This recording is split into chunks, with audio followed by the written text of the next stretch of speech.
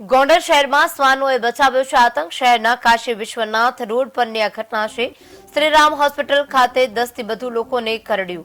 હડકવાયા કૂતરાએ બચકાભરી આતંક મચાવ્યો તો બાળકો, મહિલા સહિત વૃદ્ધોને પણ કરડ્યું।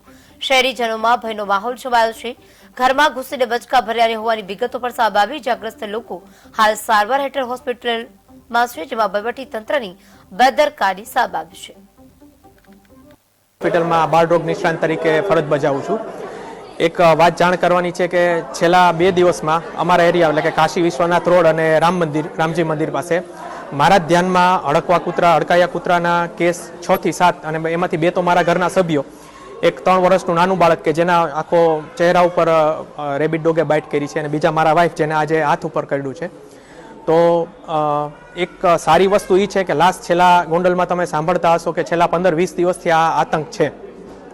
આ તો દિનેશભાઈને સીએમ સાર્વજનિક ટ્રસ્ટ જેવી સેવાભાવી સંસ્થાઓ કે જે અત્યારે એઆરવી અહીંયા ગોંડલમાં અવેલેબલ થઈ ગયા છે। બાકી હું ડૉક્ટર હોવા છતાંય મારે અહીંથી રાજકોટ દોડવું પડે કે એક ઇન્જેક્શન મુકાવવા માટે। રામ હોસ્પિટલ પાસે રહું છું। હવે આજે બપોરે 12 વાગ્યાના સુમારે મારા નાના સરને સ્કૂલેથી તેડવા જતી હતી ત્યારે હડકાયું કૂતરું કરડી ગયું। એ જ એરિયામાં રહેતા બીજા 5 થી 7 વ્યક્તિને આજ આડેગાળે અડધી પોણી કલાકના ટાઈમ આસપાસ કરડેલું છે। કાલે મારા નાના સનને 3 વર્ષના બાબાને બી કરડી ગયેલું છે। અહીંયા જ હું ઇન્જેક્શન લેવા આવી હતી।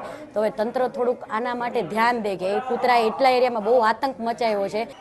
નિવૃત્ત નાયબ મામલતદાર આજ રોજ ગોંડલ ખાતે રામ મંદિર હોસ્પિટલ સામે અરુણ કોલોનીમાં, પછી આગળ સોસાયટી છે ત્યાં, પછી પાછળ રણછોડનગરમાં આજ અમોના 8 થી 10 જણાને હડકાયું કૂતરું